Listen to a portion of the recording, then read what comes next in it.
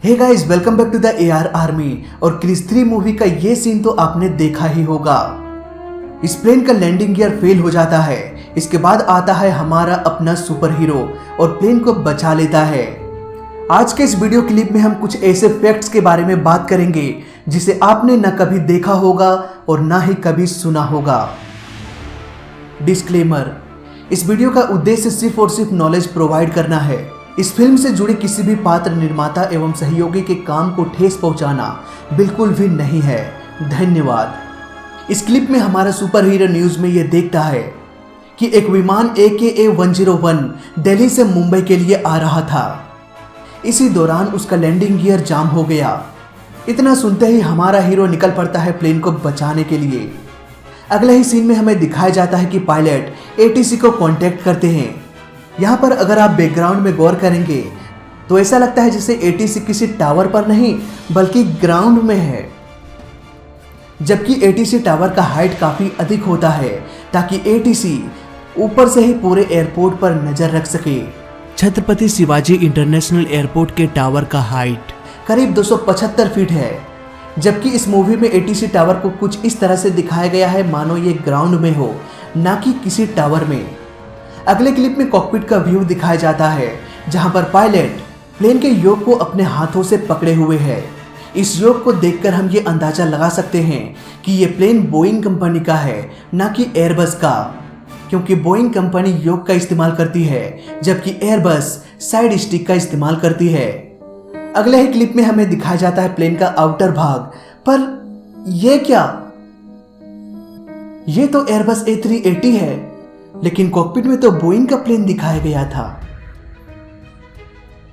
यहां पर पायलट से डिस्कशन करते हैं कि बिना लैंडिंग गियर के लैंड करना कितना खतरनाक हो सकता है। प्लेन स्किड भी कर सकता है, एक्सप्लोड भी हो सकता है। हमारे पास दूसरा कोई ऑप्शन नहीं है, फ्यूल भी खत्म हो रहा है। We have to take this chance. जबकि इन रियलिटी ऐसा नहीं किया जाता। प्लेन में एक चेकलिस्ट होता है। अगर प्लेन का इंजन फेल हो जाए, अगर प्लेन के इंजन में आग लग जाए या फिर केबिन में आग लग जाए, हर तरह के सॉल्यूशन को चेकलिस्ट में लिखा जाता है। दोस्तों, एयरबस A3 बहुत ही विशाल प्लेन है, इसलिए इसमें 4 इंजन्स लगाए गए हैं। फ्लाइट 101 दिल्ली से मुंबई के लिए आ रहा था, पर आपकी जानकारी के लिए मैं ये बता दूं कि एयरबस A380 का यूज इंडिया में डोमेस्टिक फ्लाइट के लिए नहीं किया जाता। इस प्लेन का यूज हमेशा इंटरनेशनल फ्लाइट्स के लिए ही किया जाता है। शॉर्ट फ्लाइट जैसे कि दिल्ली से मुंबई, मुंबई से कोलकाता, कोलकाता से दिल्ली, इस तरह के डोमेस्टिक फ्लाइट्स में 2 इंजन्स वाले प्लेन का इस्तेमाल किया जाता है, न कि एयरबस A380 जैसे विशाल प्लेन की। एक और चीज मैं यहाँ पर ऐड करना चाहूंगा कि इंडिया में आज तक के इतिहास में कोई भी एयरलाइन कंपनी ने एयरबस A380 को नहीं खरीदा है। खैर, आते हैं मूवी के अगले सीन में। यहाँ पर हमें एक बिल्डिंग दिखाया जाता है जो कि अंडर कंस्ट्रक्शन में है। फ्लाइट 101 इस बिल्डिंग से बेहद क्लोज से होकर गुजरता है। इस क्लिप में यहाँ पर प्लेन को बहुत ही क्लोज से दिखाने की कोशिश किया गया है, इतना क्लोज कि प्लेन का विंग्स और बिल्डिंग से निकला हुआ रॉड आपस में ओवरलैप कर जाता है, कुछ इस तरह से। हालांकि ये एक बहुत ही माइनर मिस्टेक था और ज्यादातर लोगों ने इस पर ध्यान भी नहीं दिया होगा। मुझे लगता है कि प्लेन को बिल्डिंग से बेहद क्लोज बस इसीलिए दिखाया गया था ताकि ऐसा लगे कि प्लेन में बहुत बड़ी मुसीबत आ चुकी है, जबकि इन रियल ऐसा नहीं होता। प्लेन बिल्डिंग से लगभग 1000 फीट के एल्टीट्यूड पर फ्लाई करता है और जब कभी भी प्लेन के साथ कुछ अनहोनी होती है तो पायलट गो अराउंड का डिसीजन लेते हैं, यानी कि सिटी का एक चक्कर लगा के वापस आना। इसी दौरान प्रॉब्लम को सॉर्ट आउट करने की कोशिश किया जाता है। अगर पायलट को लगता है कि हमें इमरजेंसी लैंडिंग करना पड़ेगा तो सबसे पहले फ्यूल को डंप किया जाता है, यानी कि टैंक में भरा सारा फ्यूल को हवा में ही गिरा दिया जाता है। कुछ प्लेन्स में फ्यूल डंपिंग सिस्टम नहीं होता। ऐसे केस में प्लेन घंटों तक सिटी का चक्कर लगाता है। जब थोड़ा सा फ्यूल बच जाता है तब पायलट ये डिसीजन लेता है कि हमें अब इमरजेंसी लैंडिंग करना चाहिए। इस मूवी के अगले सीन में हमें दिखाया जाता है कि प्लेन का आगे का पहिया डाउन है जबकि प्लेन के पीछे के दोनों पहिए क्लोज है, पर रियल में ऐसा नहीं होता। जब कभी भी प्लेन का व्हील ओपन होता है तब एक साथ सारे के सारे लैंडिंग व्हील्स ओपन हो जाता है। प्लेन में ऐसा कोई भी ऑप्शन नहीं होता कि पीछे के दोनों पहिए को क्लोज कर दो और आगे के पहिए को नीचे कर दो। इस क्लिप के अनुसार आगे का पहिया जाम हो चुका था, वहीं पीछे का पहिया सही सलामत था। ऐसे केस में पीछे के दोनों लैंडिंग व्हील्स आराम से डाउन हो जाना चाहिए, जबकि आगे का नोज व्हील थोड़ा अटक जाना चाहिए। अगले शॉट में हमें दिखाया जाता है कि हमारा सुपर हीरो लैंडिंग गियर को होल्ड कर लेता है। इसके बाद पीछे का दोनों लैंडिंग गियर ओपन हो जाता है, जबकि इसे पहले ही ओपन हो जाना चाहिए था। अगले क्लिप में हमें दिखाया जाता है कि प्लेन टच डाउन कर जाता है। यहाँ पर अगर आप गौर करोगे तो इसके इंजन में एक छोटा सा विंडो ओपन हो जाता है। 99% लोगों ने इस पर गौर नहीं किया होगा। दरअसल ये रिवर्स थ्रस्ट है।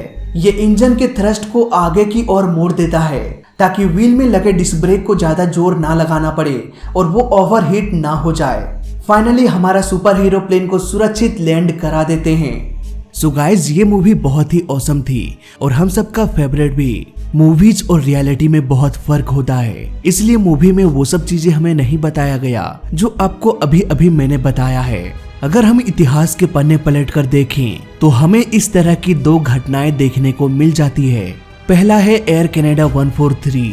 23 जुलाई 1983 में एयर कनाडा 143 का नोज व्हील अटक गया। पायलट ने यहाँ पर नोज को ऊपर करके रनवे पर टच डाउन करा दिया। इसके बाद वो ये कोशिश करने लगा कि ज्यादा से ज्यादा देर तक नोज को ऊपर ही रखा जाए। फाइनली प्लेन का नोज रनवे से रगड़ खाते हुए आगे की ओर बढ़ता गया और अंत में रुक गया। इस हादसे में सभी लोगों की जान बच गई। वहीं दूसरा हादसा जेट ब्लू के साथ हुआ था। इस प्लेन का आगे का पहिया 90 डिग्री में रोटेट हो चुका था। पायलट घंटों तक एयरपोर्ट का चक्कर लगाता रहा ताकि प्लेन के टैंक का फ्यूल खत्म हो जाए, आग लगने की संभावना कम हो जाए। फ्यूल के खत्म हो जाने के बाद इस प्लेन को भी सुरक्षित लैंड करा दिया गया। इस लैंडिंग में प्लेन का नोज व्हील बुरी तरह से रगड़ खाने लगा, तेज चिंगारी निकलने लगी, लेकिन फिर भी पायलट ने इसे सुरक्षित लैंड करा दिया। सभी लोगों की जान बच गई। अब बात करते हैं कि लैंडिंग गियर में प्रॉब्लम्स क्यों आती है, क्यों इसका लैंडिंग गियर ठीक से अटक नहीं पाता। दोस्तों, इसके बहुत सारे कारण हो सकते हैं। फॉर एग्जाम्पल, अगर हाइड्रोलिक प्रेशर जरूरत से अधिक हो जाए तो लैंडिंग गियर में अचानक से जोर पड़ेगा और ये किसी भी डायरेक्शन में मुड़ सकता है। और अगर कोई पार्ट डैमेज हो जाए तो ये अटक भी सकता है। वहीं लैंडिंग गियर में अगर कोई मेटल का पार्ट अटक जाए तो लैंडिंग गियर जाम हो सकता है। इसीलिए तो एयरपोर्ट की साफ सफाई बहुत जरूरी हो जाती है।